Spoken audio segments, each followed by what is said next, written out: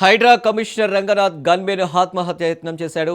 హయత్ నగర్లోని ఇంట్లో తుపాకీతో కాల్చుకుని గన్మెన్ చైతన్య సూసైడ్ అటెంప్ట్ చేశాడు. చైతన్యను కామినేని ఆసుపత్రికి తరలించి చికిత్స అందిస్తున్నారు. వ్యక్తిగత కారణాలతో చైతన్య సూసైడ్ అటెంప్ట్ చేసినట్లు అనుమానిస్తున్నారు.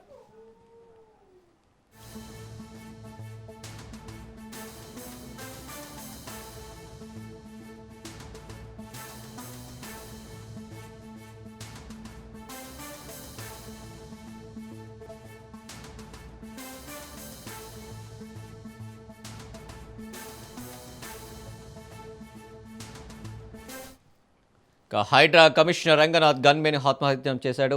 హయత్ నగర్లోని ఇంట్లో తుపాకీతో కాల్చుకుని గన్మెన్ చైతన్య సూసైడ్ అటెంప్ట్ చేశాడు. చైతన్యను కామినేని ఆసుపత్రికి తరలించి చికిత్స అందిస్తున్నారు. వ్యక్తిగత కారణాలతో చైతన్య సూసైడ్ అటెంప్ట్ చేసినట్లు అనుమానిస్తున్నారు. దీనికి సంబంధించి మరిన్ని డీటెయిల్స్ మా క్రైమ్ బ్యూరో చీఫ్ మధు అందిస్తారు. మధు, రీజన్స్ అయితే బయటికి రాలేదు, కానీ మొత్తానికి గన్మెన్ అయితే ప్రస్తుతం సూసైడ్ అటెంప్ట్ చేశారు. ఈ చైతన్య గన్మెన్ ఎవరైతే ఉన్నారో ఇతను హైడ్రా కమిషనర్ రంగనాథ్ దగ్గర పనిచేస్తున్నాడు. ఇలా పనిచేస్తున్నటువంటి క్రమంలోనే ఒక్కసారిగా ఈరోజు తన నివాసంలో తుపాకీతో కాల్చుకొని ఆత్మహత్య యత్నానికి అయితే పాల్పడ్డారు. అఫీషియల్ గా కూడా అతని పరిస్థితి ఇంకా ట్రీట్మెంట్ అందుతుంది అని చెప్తున్నప్పటికీ కానీ పరిస్థితి చాలా అత్యంత సీరియస్ గానే ఉంది. రైట్ నౌ కృష్ణ చైతన్య ఎవరైతే ఉన్నారో అతనికి సంబంధించినటువంటి తన తుపాకీతో ఆత్మహత్య యత్నానికి పాల్పడడానికి గల కారణాలు ఏంటి అనే దానికి సంబంధించి వివరాలు అయితే బయటికి రావాలి. పోలీసులు కూడా పూర్తిగా డీటెయిల్స్ అన్నిటిని కూడా ఆరా తీస్తున్నారు. రైట్ నౌ ఒక private hospital, Kamineni private hospital ఏదైతుందో ఆ హాస్పిటల్ అయితే ప్రస్తుతం కృష్ణ చైతన్యకు వైద్య పరీక్షలు అయితే జరుగుతున్నాయి. కాసేపు క్రితమే హాస్పిటల్ కి సంబంధించినటువంటి వైద్యులు కూడా ఒక మెడికల్ హెల్త్ రిపోర్ట్ అయితే రిలీజ్ చేశారు. అందులో పరిస్థితి అత్యంత విషమంగా ఉంది, ట్రీట్మెంట్ గోయింగ్ ఆన్ అంటూ కూడా వాళ్ళైతే ఇచ్చారు. చూడాలి, అంటే సిచ్యువేషన్ ఏంటి అనేది మాత్రం ఇంకా తెలియలేదు. కృష్ణ చైతన్య ఎవరైతే గన్మెన్ ఉన్నారో అతను ఎందుకు ఆత్మహత్య యత్నానికి పాల్పడ్డాడు అనేది మాత్రం ఇంకా పూర్తి స్థాయిలో డీటెయిల్స్ అన్ని కూడా బయటికి రావాల్సి ఉంది. అయితే ఇప్పుడున్నటువంటి మనకున్నటువంటి సమాచారం ప్రకారం మనం చూసుకుంటే మాత్రము ఇతను 3 months బ్యాకే ఇక్కడ మొత్తం అంటే పూర్తిగా కూడా ఈ ఫ్యామిలీకి సంబంధించినటువంటి ప్రాబ్లమ్స్ ఏవైతే ఉన్నాయో ఆ కుటుంబానికి సంబంధించినటువంటి ఒత్తిళ్లు కాస్త సమస్యలు ఉన్నట్టుగా కూడా ప్రాథమికంగా తెలుస్తుంది. అయితే ఈ నేపథ్యంలోనే అతను ఈ ఆత్మహత్య చేసుకోవడానికి కూడా కారణాలు కుటుంబ సమస్యలైనా అనేది కూడా ఇప్పుడు బయటికి రావాల్సినటువంటి విషయం. ఇతను ఏవైతే రంగనాథ్ దగ్గర హైడ్రా కమిషనర్ రంగనాథ్ ఎవరైతున్నారో అతని దగ్గర గన్మెన్ గా చేరడము, అతను చేరిన తర్వాత పూర్తిగా కూడా దీనికి సంబంధించి అతను విధి నిర్వహణలో కూడా ఉన్న నేపథ్యంలోనే అయితే ప్రధానంగా కూడా ఈ ఇష్యూ ఏదైతే ఉందో ఈ గన్మెన్ ఆత్మహత్య యత్నానికి పాల్పడ్డం, అందులోనూ తన సర్వీస్ రివాల్వర్ ఏదైతే ఉందో ఆ సర్వీస్ రివాల్వర్ తోనే అతను ఆత్మహత్యానికి పాల్పడినట్టుగా తెలుస్తుంది. బేసిక్ గా ఇతను మెంటాలిటీ అంటే కృష్ణ చైతన్య ఎవరైతే ఉన్నారో ఇతను బేసిక్ గానే చాలా సైలెంట్. 3 months బ్యాకే ఇతనికి సంబంధించినటువంటి ఇంటి సమస్యలు ఏవైతున్నాయో ఆ సమస్యలకు సంబంధించి కూడా 3 months బ్యాక్ కూడా ఒక ప్రాబ్లమ్స్ ఉన్నట్టుగా తెలుస్తుంది. అయితే ప్రధానంగా చూసుకుంటే మాత్రం ఇది హైత్ నగర్ పోలీస్ స్టేషన్ లో ఒక కంప్లైంట్ కూడా అయ్యింది. ఈ కుటుంబానికి సంబంధించినటువంటి వ్యవహారంలో కూడా కంప్లైంట్ అయినట్టుగా కూడా సమాచారం. అయితే ఈ నేపథ్యంలోనే పూర్తిగా కూడా బ్రెయిన్ క్లాట్స్ ఏవైతే ఉన్నాయో ఇతనికి కాస్త ఈ ఇష్యూ కూడా ఉన్నట్టుగా కూడా సమాచారం అందుతుంది. ఏదేమైనప్పటికీ కానీ మొత్తానికి గన్మెన్ అంటే హైడ్రా కమిషనర్ దగ్గర అయినా సరే లేకపోతే నార్మల్ గానే ఒక గన్మెన్ ఆత్మహత్య యత్నం, అందులోనూ తన సర్వీస్ రివాల్వర్ ఏదైతే ఉందో దాంతో ఈ ఆత్మహత్య యత్నానికి పాల్పడటం అనేది ప్రస్తుతం తీవ్ర చర్చనీయాంశంగా మారింది. ఎందుకంటే గతంలో కూడా మనం చూసాము కొన్నిసార్లు గన్స్ అనేది మిస్ఫైర్ అవుతూ ఉంటాయి. కొంతమంది పోలీసులు ఆత్మహత్య యత్నానికి పాల్పడము ఇవన్నీ కూడా తరచుగా జరుగుతున్నటువంటి నేపథ్యంలోనే ఇప్పుడు ఈ జరిగినటువంటి ఇష్యూ ఏదైతుందో ఇది పూర్తిగా కూడా విధి నిర్వహణలో అతని మీద ఉన్నటువంటి ప్రెజర్స్ ఏవైతే ఉన్నాయో వాటి కారణంగా అయితే కాదు, ఇది కేవలం పూర్తిగా కూడా కుటుంబానికి సంబంధించినటువంటి ఇష్యూస్ ఏవైతే ఉన్నాయో వాటిలో భాగంగానే ఈ కృష్ణ చైతన్య ఎవరైతే గన్మెన్ ఉన్నారో అతను ఆత్మహత్య యత్నానికి పాల్పడినట్టుగా తెలుస్తుంది. ట్రీట్మెంట్ గోయింగ్ ఆన్ అని చెప్తున్నప్పటికీ కానీ ఇంకా అఫీషియల్ గా ఏమీ బయటికి రాలేదు. ట్రీట్మెంట్ అంటే అత్యంత క్రిటికల్ సిచ్యువేషన్ లో కృష్ణ చైతన్య అయితే ఉన్నాడు. అతని పరిస్థితి మాత్రం చెప్పలేని పరిస్థితి. ఎందుకంటే అతను పూర్తిగా కూడా గన్తో కాల్చుకున్న తర్వాత తీవ్రంగా తలలో గాయాలైన నేపథ్యంలోనే ఇక అతని ఆరోగ్య పరిస్థితి వాట్స్ గోయింగ్ ఆన్ నెక్స్ట్ అనేది మాత్రం ఇంకా వైద్యులు ఇచ్చేటటువంటి కామినేని హాస్పిటల్ వైద్యులు ఇచ్చేటటువంటి మెడికల్ రిపోర్ట్ ఏదైతే ఉందో ఆ హెల్త్ రిపోర్ట్ ఆధారంగానే మనం చెప్పగలం. రైట్ నౌ మాత్రం కృష్ణ చైతన్య ఆత్మహత్యకు పాల్పడ్డాడు అని ఉన్నప్పటికీ కానీ అది అఫీషియల్ గా కూడా ఇంకా బయటికి రావాల్సి ఉంది. Right Madhu, thank you.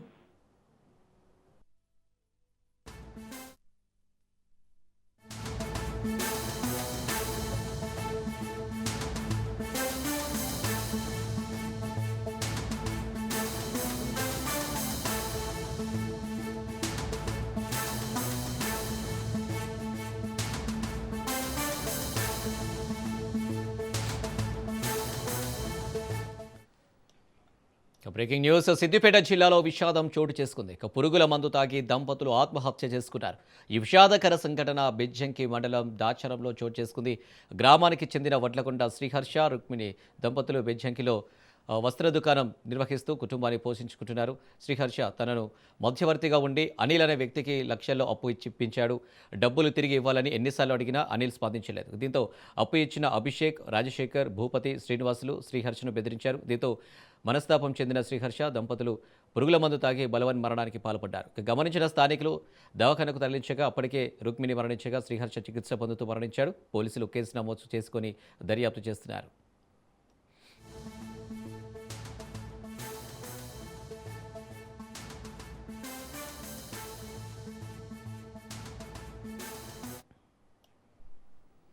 Siddipet జిల్లాలో దంపతుల ఆత్మహత్యానికి సంబంధించి మరిన్ని డీటెయిల్స్ మా ప్రతినిధి రవీందర్ అందిస్తారు. రవీందర్.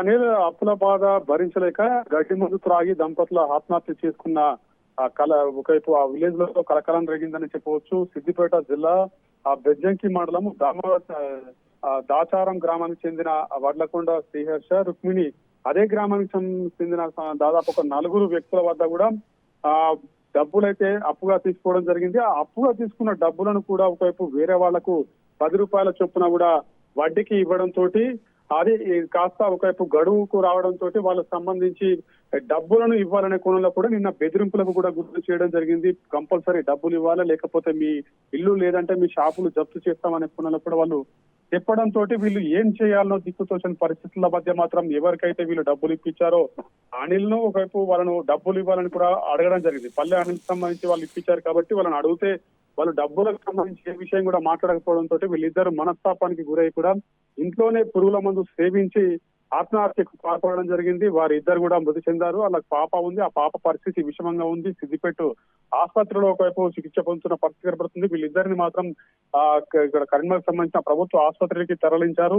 వాళ్ళ డెడ్ బాడీలు అయితే ఆడ మార్చిలో ఉన్న నేపథ్యంలో వాళ్ళ కుటుంబ సభ్యులు శోక సముద్రంలో మునిగి తేలుతున్న పరిస్థితి కనబడుతుంది. ఎందుకంటే డబ్బులు 10 రూపాయల చొప్పున వడ్డీకి ఇప్పించడం ఏంటి, ఒకవైపు వాళ్ళ దగ్గర తీసుకొని వీళ్ళకి డబ్బులు 10 రూపాయల చొప్పున ఇప్పించి వాళ్ళు అది మళ్ళీ రికవర్ చేద్దామనే కోణంలోనే ఒకవైపు అతను డబ్బులు అనిల్ అనే వ్యక్తి వీళ్ళకు డబ్బులు మళ్ళీ తిరిగి ఇవ్వకపోవడంతో కూడా వీళ్ళు మనస్తాపానికి గురై ఆ విలేజ్ లో మాత్రం వాళ్ళు కబ్జా చేసినట్టయితే కంపల్సరీ ఒకవైపు వాళ్ళకి విలువ అవుతుంది, మానం పోతుంది అనే కోణంలో కూడా వీళ్ళు మనస్తాపానికి గురై ఇద్దరు కూడా ఆత్మహత్య చేసుకున్నారు. వాళ్ళు దాంట్లో పొందుపరచడం కూడా జరిగింది. దాదాపు ఒక 6 పేజీల లేఖను కూడా రాశారు. ఎవరెవరి దగ్గర డబ్బులు తీసుకున్నాం, ఏంది మా మనస్తాపానికి గల కారణం ఏంటి, వాళ్ళు కంపల్సరీ మమ్మల్ని వేధింపులకు గురి చేయడంతో మేము ఈ ఆత్మహత్యకు కారణమైందనే కోణంలో కూడా వాళ్ళు అందులో రాసి కూడా వాళ్ళు ఆత్మహత్య చేసుకున్న పరిస్థితి చెప్పవచ్చు. డబ్బులు తిరిగి ఇవ్వాలి, ఆ వడ్డీ అంటే 10 రూపాయల చొప్పున వడ్డీ కూడా కట్టాలనే కోణంలోనే వాళ్ళు మనస్తాపానికి గురై ఇద్దరు కూడా ఆత్మహత్య చేసుకున్న పరిస్థితి అయితే చెప్పవచ్చు.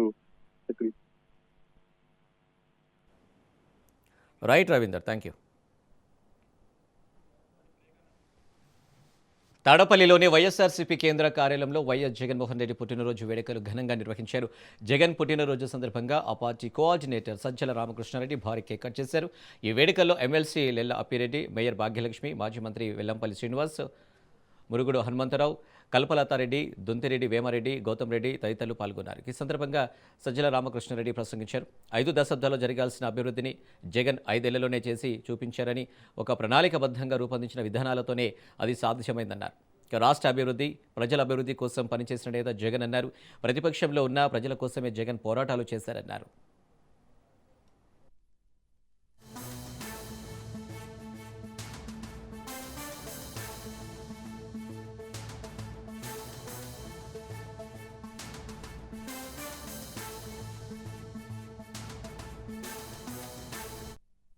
అధ్యక్షులు, దానికి మించి కోట్లాది మంది తెలుగు ప్రజల అభిమాన నాయకుడు, జననేతగా ప్రఖ్యాతిగాంచిన మన జగన్మోహన్ రెడ్డి గారి పుట్టినరోజు సందర్భంగా అందరికీ, ఇక్కడికి వచ్చిన వాళ్ళందరికీ అభినందనలు, శుభాకాంక్షలు. అలాగే మీ అందరి తరపున, పార్టీ కార్యకర్తలే కాకుండా జగనన్న అభిమానుల తరపున ఆయనకు శుభాకాంక్షలు.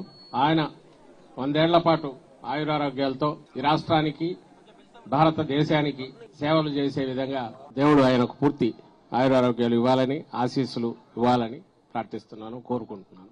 భారతదేశానికే కూడా ఎందుకంటున్నానంటే, మన కుటుంబంలో ఒక వ్యక్తి పుట్టినరోజు అయితే ఒక మంచి మనిషిగా, అలాగే ఆ కుటుంబానికి సంబంధించిన సంక్షేమ సారథిగానో, తర్వాత భవిష్యత్తులో కుటుంబాన్ని పెద్దది చేసి దాని భవిష్యత్తుకు అండగా నిలబడే రకంగా ఎదగాలని కోరుకుంటూ ఆకాంక్షిస్తాం. దానికి అవసరమైన ఆయురారోగ్యాలు ఉండాలని కోరుకుంటాం. ఒక నాయకుడు అయితే ఆ నాయకుడు ప్రభావం ఎంత ఉంటుందో అంత ఇదిగా ఆయన ప్రభావం ఎలగాలని, ఆయనకు సంబంధించిన ఆయన భవిష్యత్తుడు అంత దేదీప్యమానంగా ఉండాలని కోరుకుంటాం. అదే ఒక మహానాయకుడైతే, జనం తలరాతలు మార్చే నాయకుడైతే ఆయన కలకాలం, కుదిరితే 1000 ఏళ్ల పాటు ఆయనే ఉండాలని కూడా కోరుకుంటాం. ఎందుకంటే మానవ జాతి శతాబ్దాలు, సహస్రాబ్దాలు, అంటే 1000 ఏళ్లలో, 1000 ఏళ్లలో నడుస్తున్నప్పుడు అంచెలంచెలుగా మహానాయకులు పుట్టుకొస్తారు. ఆ నాయకులు పుట్టుకొచ్చినట్టు ఎలా తెలుస్తుంది అంటే వాళ్ళ చర్యల ద్వారా, వాటి ప్రభావం ద్వారా తెలుస్తుంది. అట్లా నిలబడిపోయిన వాళ్లే చరిత్రలో, అలాగే ఇవాళ తెలంగాణ భవన్కు కేసీఆర్ వెళ్లనున్నారు. కేసీఆర్ అధ్యక్షతన బీఆర్ఎస్ ఎల్పీ, బీఆర్ఎస్ రాష్ట్ర కార్యవర్గ సమావేశం జరగనుంది.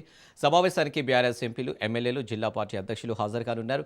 సాగునీటి ప్రాజెక్టులపై సమావేశంలో ప్రధానంగా చర్చించనున్నారు. ఇక పాలమూరు, రంగారెడ్డి ఎత్తిపోతల పథకానికి కేంద్ర, రాష్ట్ర ప్రభుత్వాలు నీటి కేటాయింపులు తగ్గించడంపై చర్చించనున్నారు.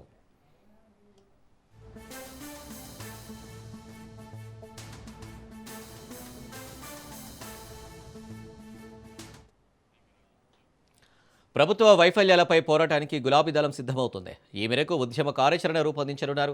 నీటి కేటాయింపులపై ఉద్యమం చేయాలని కేసీఆర్ నిర్ణయించారు. నీటి వాటాలు దక్కించుకునేందుకు ఇవాల్టి సమావేశంలో కార్యాచరణ ప్రకటించనున్నారు. ఇక భవిష్యత్ కార్యాచరణపై పార్టీ శ్రేణులకు కేసీఆర్ దిశానిర్దేశం చేయనున్నారు.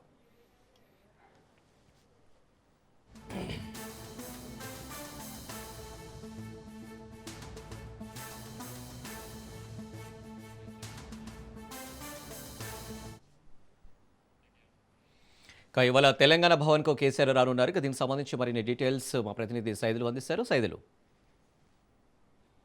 అనిల్, బీఆర్ఎస్ పార్టీ మరో పోరాటానికి సిద్ధమవుతుంది. ముఖ్యంగా తెలంగాణ రాష్ట్రానికి రావాల్సినటువంటి నీటి వాటా విషయంలో, ముఖ్యంగా పాలమూరు, రంగారెడ్డి ఎత్తిపోతల పథకానికి సంబంధించి దాదాపుగా 95% పనులు పూర్తి అయ్యాయి. కాబట్టి మిగిలిన 8% పనులు పూర్తి చేసిన తర్వాత ఇక కృష్ణా జలాలు, ముఖ్యంగా 45 టీఎంసీలు మాత్రమే కేంద్రం ఇచ్చేందుకు సిద్ధమవుతుంది.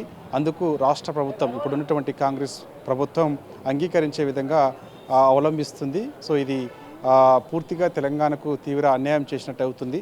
తెలంగాణ పూర్తిగా ఎడారిగా మారిపోతుంది. రంగారెడ్డి, అదేవిధంగా పాలమూరు పూర్తిగా ఎడారిగా మారే అవకాశం ఉంది ఇలాంటి నిర్ణయాల వల్ల అని చెప్పేసి కూడా బీఆర్ఎస్ పార్టీ భావిస్తుంది. అందుకు ఒక ప్రత్యేక కార్యాచరణకు గులాబీ దళపతి కేసీఆర్ సిద్ధమవుతున్నారు. సో ఇక పాలమూరులో కానీ, లేదంటే రంగారెడ్డి జిల్లాలో కానీ ఒక భారీ బహిరంగ సభ ఏర్పాటు చేయాలని చెప్పేసి కూడా కేసీఆర్ భావిస్తున్నారు. సో ఇది ఈరోజు సమావేశంలో చర్చకు వచ్చే అవకాశం ఉంది. ఇక కొద్దిసేపటి క్రితమే నందినగర్ నివాసానికి చేరుకున్నారు బీఆర్ఎస్ వర్కింగ్ ప్రెసిడెంట్ కేటీఆర్, మాజీ మంత్రి హరీష్ రావుతో పాటుగా మండలి ప్రతిపక్ష నేత మధుసూదనాచారి, మిగిలిన కొందరు కీలక నేతలందరూ కూడా కేసీఆర్ నివాసానికి చేరుకున్నారు. నిన్న ఎర్రవల్లి వ్యవసాయ క్షేత్రం నుంచి కేసీఆర్ నిన్న సాయంత్రం 6 గంటలకు నందినగర్ నివాసానికి చేరుకున్నారు. సో ఇక ఈరోజు కొందరు బ్రేక్ఫాస్ట్ సమయంలో కీలక నేతలందరూ కూడా కేసీఆర్తో భేటీ అయ్యారు. కొద్దిసేపటి క్రితమే కేటీఆర్, హరీష్ రావు, మధుసూదనాచారి, మిగిలిన కొందరు కీలక నేతలందరూ కూడా భేటీ అయ్యారు. ముఖ్యంగా తెలంగాణ భవన్లో మరి కాసేపట్లో జరగబోయేటువంటి సమావేశంలో ఇటు బీఆర్ఎస్ఎల్పీ సమావేశంలో చర్చించాల్సినటువంటి అంశాలు, అదేవిధంగా బీఆర్ఎస్ రాష్ట్ర కార్యవర్గ సమావేశంలో చర్చించాల్సినటువంటి అంశాలు రెండింటిపైన కూడా కీలక నేతలతో కేసీఆర్ మాట్లాడుతున్నారు. సో ఇక మధ్యాహ్నం కేసీఆర్ 1:40 నందినగర్ నివాసం నుంచి నేరుగా తెలంగాణ భవన్కి వస్తారు. కేసీఆర్ అంటే కేటీఆర్, హరీష్ రావుతో పాటుగా మిగిలిన కొందరు నేతలు ఉండే అవకాశం కూడా కనిపిస్తుంది. కాబట్టి ప్రధానంగా పాలమూరు రంగారెడ్డి ఎత్తిపోతల పథకానికి సంబంధించి నీటి కేటాయింపులకు సంబంధించిన అంశం ప్రధానంగా చర్చకు వస్తుంది. సో అది ముగిసిన తర్వాత ఇక బీఆర్ఎస్ రాష్ట్ర కార్యవర్గ సమావేశం ప్రారంభమవుతుంది. ఈ యొక్క రాష్ట్ర కార్యవర్గ సమావేశంలో జిల్లా పార్టీ అధ్యక్షులు కూడా పాల్గొంటారు. కాబట్టి పార్టీ గ్రామ స్థాయి నుంచి రాష్ట్ర స్థాయి వరకు కూడా బలోపేతం పైన ప్రత్యేక చర్చ జరగనుంది. దాంతోపాటుగా సభ్యత్వ నమోదు కార్యక్రమానికి సంబంధించి కూడా చర్చ జరగనుంది. ఇక మిగిలిన అంశాలు ముఖ్యంగా కాంగ్రెస్ పార్టీ 2 ఏళ్ల పాలనకు సంబంధించి ప్రజలు అసలు ఏమనుకుంటున్నారు అనే విషయంపైన కూడా చర్చ చేస్తారు. దాని తర్వాత నాయకులకు కేసీఆర్ ఒక దిశానిర్దేశం చేయబోతున్నారు. సో ఒకటి భారీ బహిరంగ సభ రంగారెడ్డి జిల్లాలో కానీ లేదంటే పాలమూరులో కానీ ఏర్పాటు చేయాలి. కాబట్టి అది ఎప్పుడు చేయాలి ఏంటి అనే దానిపైన కూడా ఏ విధంగా జన సమీకరణ చేయాలనే దానిపైన కూడా నాయకులకు కేసీఆర్ దిశానిర్దేశం చేస్తారు. ఇక మిగిలిన అంశాలు ముఖ్యంగా రైతులు పడుతున్నటువంటి ఇబ్బందులు, ఎందుకంటే చూసాం మనం ఆనాడు యూరియా కొరత కారణంగా రైతులు ఎదుర్కొంటున్నటువంటి సమస్యలు, అదేవిధంగా రైతు బంధు పేరు మార్చి రైతు భరోసా పేరుతోటి రాష్ట్ర ప్రభుత్వం ఇస్తున్నటువంటి రైతు భరోసా సకాలంలో రాక రైతులు పడుతున్నటువంటి అవస్థలకు సంబంధించి కూడా ప్రధానంగా చర్చ జరిగే అవకాశం ఉంది. నిరుద్యోగులకు సంబంధించినటువంటి అంశం కూడా చర్చ జరిగే అవకాశం కనిపిస్తుంది. ఎందుకంటే కాంగ్రెస్ పార్టీ ఆనాడు ఎన్నికల సమయంలో ఇచ్చినటువంటి హామీ మేరకు 2 ఏళ్లలో 2 లక్షల ఉద్యోగాలు ఇస్తామని హామీ ఇచ్చారు. కాబట్టి సో ఆ హామీకి సంబంధించి కూడా చర్చ జరిగే అవకాశం ఉంది. ఎందుకంటే నిరుద్యోగుల్ని కూడా ఒక తాటిపైకి తీసుకొచ్చి ఒక నిరుద్యోగ భారీ బహిరంగ సభ కూడా ఏర్పాటు చేయాలని బీఆర్ఎస్ పార్టీ భావిస్తుంది.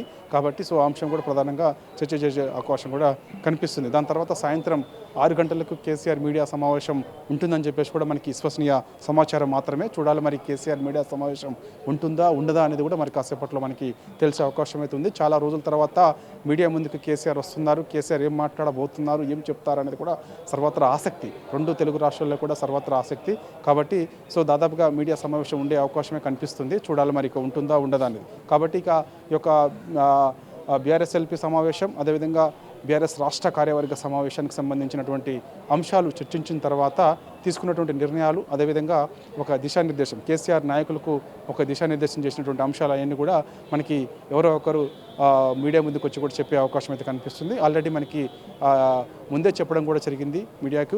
ప్రధానంగా ఈ యొక్క నీటి కేటాయింపులకు సంబంధించిన అంశంపైన ప్రధానంగా చర్చ చేస్తున్నామని చెప్పేసి కూడా చెప్పారు. కాబట్టి గోదావరి జిల్లాలకు సంబంధించి కూడా బనకచర్ల ప్రాజెక్టు వల్ల జరిగిన నష్టం ఏంటి, బనకచర్ల ప్రాజెక్టు కడితే పూర్తిగా తెలంగాణ ఎడారిగా మారే అవకాశం ఉందని చెప్పేసి కూడా బీఆర్ఎస్ పార్టీ చెప్తూ వస్తుంది. కాబట్టి సో ఈ అంశం కూడా ఎక్కువగా చర్చకు వచ్చే అవకాశం కూడా కనిపిస్తుంది. దాని తర్వాత ఇక పార్టీ మారినటువంటి ఎమ్మెల్యేలు ఎవరైతున్నారో ఆ అంశం కూడా ప్రధానంగా చర్చకు వచ్చే అవకాశం కనిపిస్తుంది.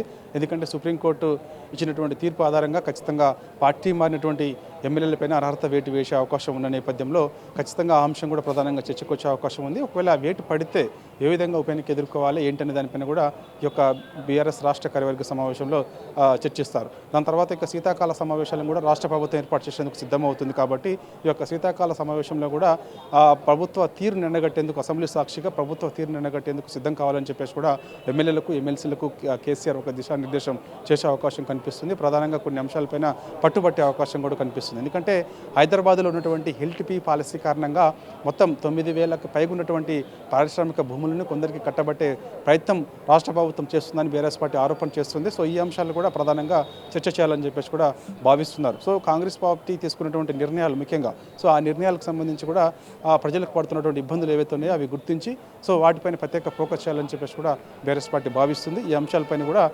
నాయకులకు కేసీఆర్ ఒక దిశానిర్దేశం చేస్తారు. సో ఇక ఇప్పుడే ఒక్కొక్కరుగా అందరూ తెలంగాణ భవన్కి చేరుకుంటారు. చేరుకున్న తర్వాత మధ్యాహ్నం 2 గంటలకు తెలంగాణ భవన్ ఉన్నటువంటి మెయిన్ హాల్లో కేసీఆర్ అధ్యక్షతన మొదటగా బీఆర్ఎస్ఎల్పీ సమావేశం ప్రారంభమవుతుంది. అది గంట సేపు ఉండే అవకాశం ఉంటుంది. దాని తర్వాత ఇక బీఆర్ఎస్ రాష్ట్ర కార్యవర్గ సమావేశం కేసీఆర్ అధ్యక్షతన ప్రారంభమవుతుంది. ఈ 2 సమావేశాల్లో కూడా ప్రధానంగా ఇప్పుడు మనం చెప్పినటువంటి అంశాలు చర్చిస్తారు. సైదులు మరో అంశం చూసుకున్నట్టయితే తెలంగాణ ప్రభుత్వం ఈ నెల 28 నుంచి దాదాపు 3 రోజుల పాటు అసెంబ్లీ సమావేశాలు నిర్వహించే అవకాశం కనిపిస్తుంది. మరి ఆ అసెంబ్లీ సమావేశాలకు కేసీఆర్ ఏమైనా అటెండ్ అయ్యే అవకాశాలు ఏమైనా కనిపిస్తున్నాయా? ఎస్ చక్రి చూడాలి. వాస్తవంగా మొదటి నుంచి కూడా ఈ మాట ఎక్కువగా వినిపిస్తుంది. ఎందుకంటే అధికార పార్టీ కూడా ఇదే చెప్తూ వస్తుంది. కేసీఆర్ అసెంబ్లీ సమావేశాలకు హాజరు కావాలని చెప్పేసి కూడా ఎక్కువగా డిమాండ్ వినిపిస్తుంది. మరి ఇక చూడాలి మరి ఈసారి కేసీఆర్ ఈ యొక్క శీతాకాల అసెంబ్లీ సమావేశాలకు హాజరవుతారా లేదా అనేది కూడా మనకి ఈ సమావేశంలో తెలిసే అవకాశం కూడా కనిపిస్తుంది. ఎమ్మెల్యేలు కూడా ఆయన చెప్పే అవకాశం కూడా కనిపిస్తుంది. అసెంబ్లీలో లేవనెత్తాల్సిన అంశాలు ముఖ్యంగా ఒక దిశానిర్దేశం కేసీఆర్ ఎమ్మెల్యేలకు ఎమ్మెల్సీలకు చేసిన తర్వాత వారి నుంచి ఫీడ్బ్యాక్ తీసుకున్న తర్వాత వారికి ఈ విషయం కూడా చెప్పే అవకాశం ఉన్నట్టు కూడా తెలుస్తుంది. సో మనకు తర్వాత ఈ సమావేశం ముగిసిన తర్వాత శీతాకాల సమావేశాలకు కేసీఆర్ హాజరవుతారా లేదా అనేది కూడా మనకి స్పష్టత వచ్చే అవకాశం అయితే కనిపిస్తుంది. Right Saidulu, thank you.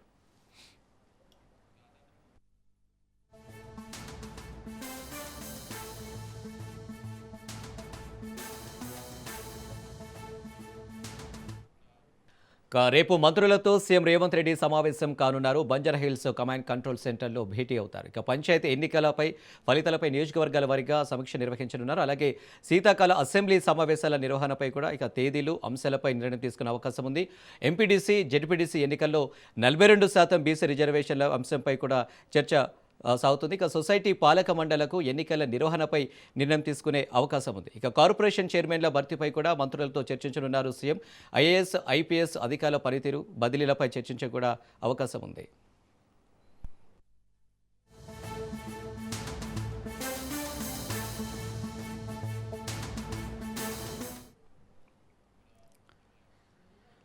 Assembly సమావేశాలు నిర్వహించేందుకు తెలంగాణ ప్రభుత్వం సిద్ధమైంది. ఈ నెల చివరి వారంలో తెలంగాణ అసెంబ్లీ సమావేశాలు జరిగే అవకాశం ఉంది. ఈ నెల 28 నుంచి 3 రోజుల పాటు అసెంబ్లీ సమావేశాలు నిర్వహించనున్నట్లు తెలుస్తుంది. ఇక పరిషత్ మున్సిపల్ ఎన్నికల్లో బీసీలకు 42% రిజర్వేషన్లు కల్పించే అంశంపై ప్రధానంగా చర్చించనున్నారు. ఇక ఫోన్ ట్యాపింగ్పై సిట్ విచారణ, జీహెచ్ఎంసీ విలీన ప్రక్రియ, హిల్ట్ పాలసీ, ఫార్ములా ఈ-కార్ రేసింగ్పై ఏసీబీ విచారణతో పాటు సాగునీటి ప్రాజెక్టుల విషయంపై అసెంబ్లీ సమావేశాల్లో చర్చకు వచ్చే అవకాశం ఉంది.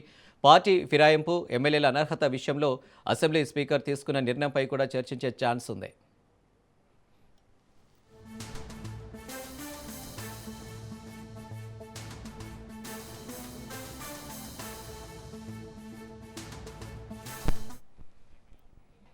అసెంబ్లీ సమావేశాలు నిర్వహించేందుకు తెలంగాణ ప్రభుత్వం సిద్ధమైంది.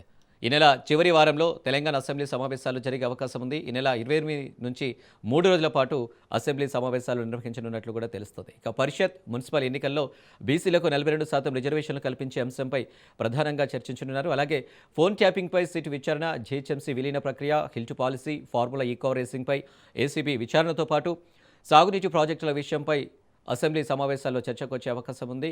పార్టీ ఫిరాయింపు, ఎమ్మెల్యేల అనర్హత విషయంలో కూడా అసెంబ్లీ స్పీకర్ తీసుకున్న నిర్ణయంపై చర్చించే ఛాన్స్ ఉంది.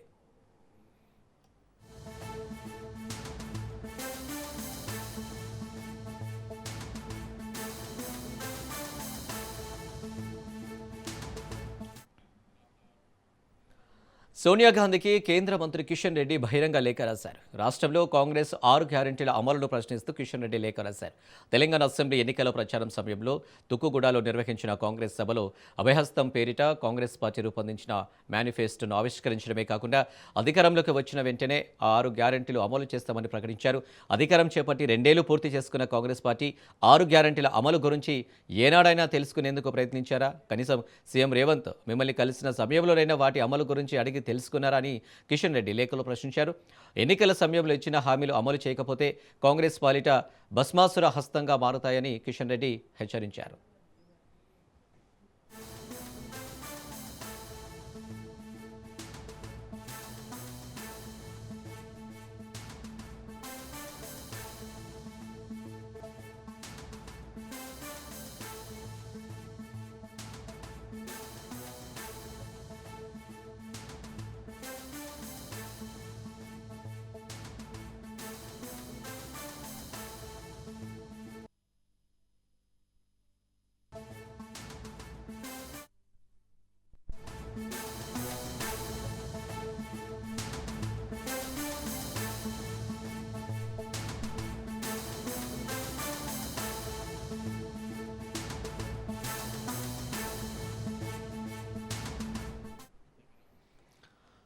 ఏపీలో టీడీపీ జిల్లా అధ్యక్షుల నియామకం 25 లోక్సభ నియోజకవర్గాల అధ్యక్షులతో పాటు ప్రధాన కార్యదర్శులను నియమించిన అధిష్టానం 5 జిల్లాల్లో మహిళలకు పార్టీ అధ్యక్ష బాధ్యతలు అప్పగించారు. ఇక జిల్లా అధ్యక్షుల్లో బీసీలు 8 మంది, ఓసీలు 11 మంది, ఎస్సీలు 4కి అవకాశం కల్పించారు.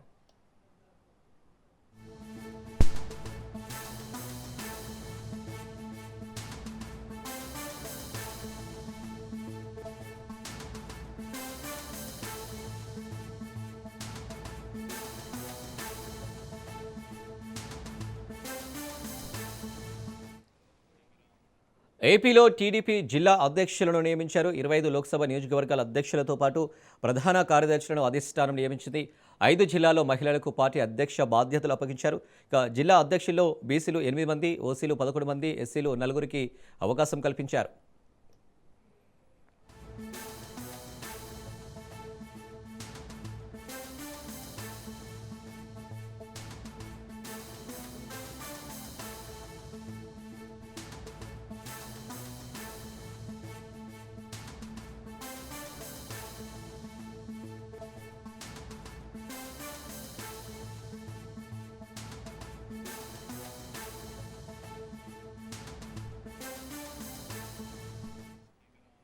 రైట్గా దీనికి సంబంధించి మరిన్ని డీటెయిల్స్ మా ప్రతినిధి సంతోష్ అందిస్తారు. సంతోష్. ఏపీలో టీడీపీ పార్లమెంటరీ పార్టీ అధ్యక్షుల ప్రధాన కార్యదర్శిని అయితే సీఎం చంద్రబాబు ప్రకటించడం కూడా జరుగుతోంది. 25 లోక్సభ నియోజకవర్గాలకి అధ్యక్షులు, ప్రధాన కార్యదర్శులు అయితే కనుక నియామకం చేపట్టడం.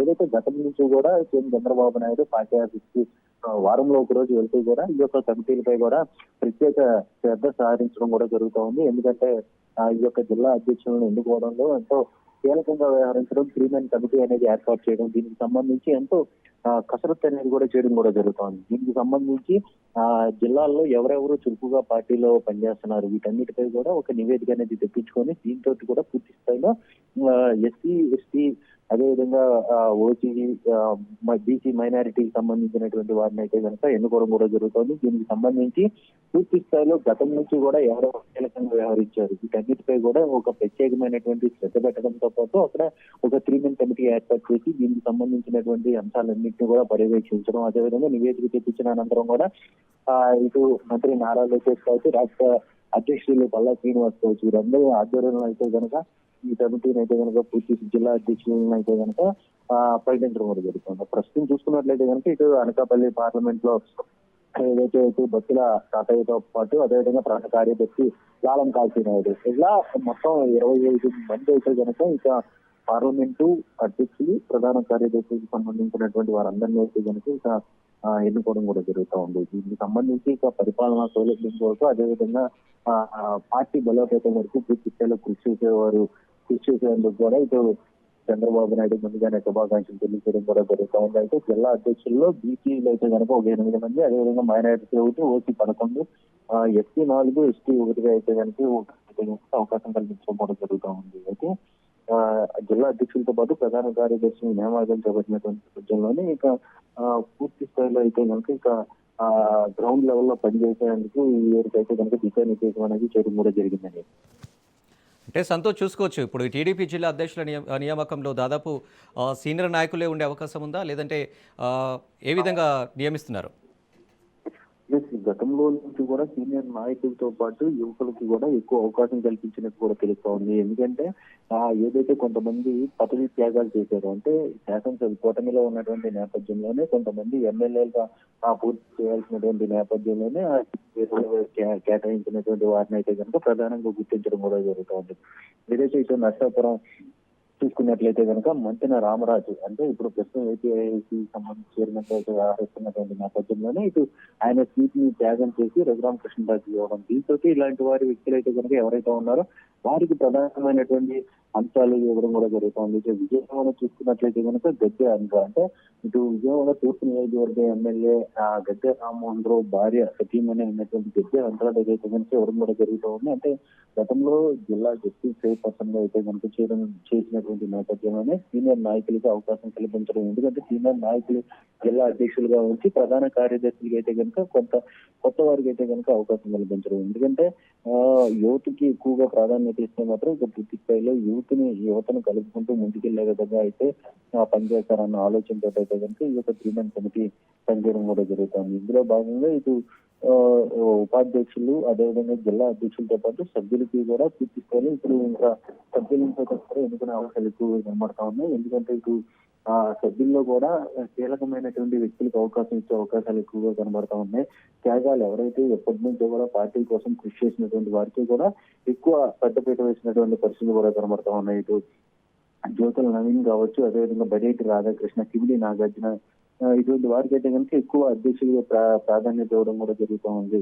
అయితే మొత్తంగా చూసుకున్నట్లయితే కనుక అయితే దీనికి సంబంధించి సభ్యుల సైతం కూడా త్వరలో వెల్లడించే అవకాశాలు ఎక్కువగా కనబడతా ఉన్నాయి. ప్రస్తుతం Right. అధ్యక్షులు ప్రధాన కార్యదర్శితో అయితే కనుక ఈ యొక్క లిస్ట్ అయితే విడుదల చేయడం జరుగుతా ఉంది. మొత్తం 25 పార్లమెంట్ కి సంబంధించినటువంటి అధ్యక్షులు ప్రధాన కార్యదర్శులు అయితే కనుక ఈరోజు ఎటకేలకు అయితే కనుక పూర్తి కసరత్తు అనంతరం కూడా విడుదల ప్రకటించినట్టు కూడా తెలుస్తోంది. Right Santosh, thank you.